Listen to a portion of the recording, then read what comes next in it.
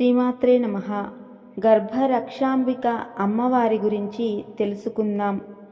గర్భరక్షాంబిక అంటే గర్భంలో ఉన్న శిశువును, ఆ గర్భం దాల్చిన తల్లిని కాపాడే అమ్మలగన్నయమ్మ, చాలా పెద్దమ్మ పార్వతీమాతయే గర్భరక్షాంబిక అమ్మగా పిలువబడుతోంది.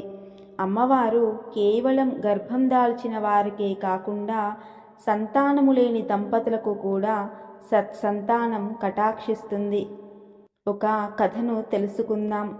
పూర్వం ఇక్కడ నిద్రువ అనే ఒక మహర్షి, ఆయన ధర్మపత్ని వేదికతో కలిసి ఒక ఆశ్రమంలో నివసించేవారు.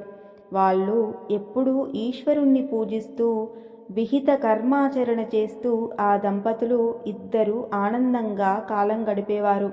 అయితే వారికి ఉన్న ఒకే సమస్య సంతానం కలగకపోవడం. సంతానం కొరకై ఈ దంపతులు అమ్మవారిని, శంకరుణ్ణి విశేష ఆరాధన చేశారు.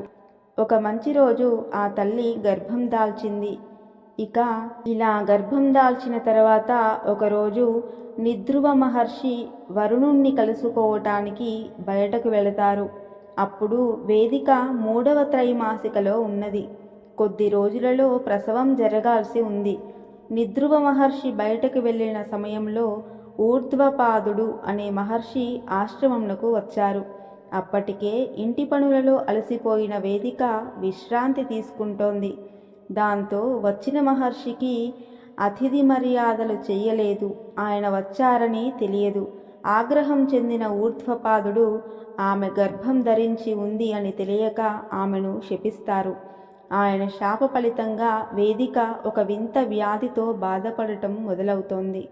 తత్ఫలితంగా ఆమె శరీరంలోని భాగాలే కాకుండా గర్భంలో ఉన్న శిశువు కూడా తినివేయబడటం మొదలయ్యింది.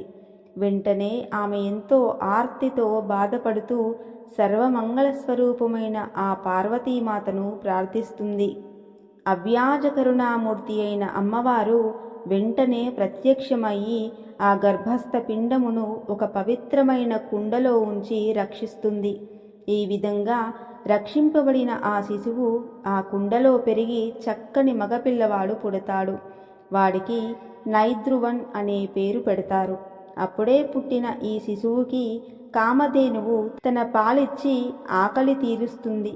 ఈలోగా ఆశ్రమం చేరుకున్న నిద్రువ మహర్షి విషయం తెలుసుకుని ఎంతో సంతోషించి శివపార్వతులను ఇక్కడే ఉండి రాబోయే తరాలలో కూడా మిమ్మల్ని ఆశ్రయించే వాళ్ళకి గర్భరక్ష కలగజేయమని ప్రార్థిస్తారు.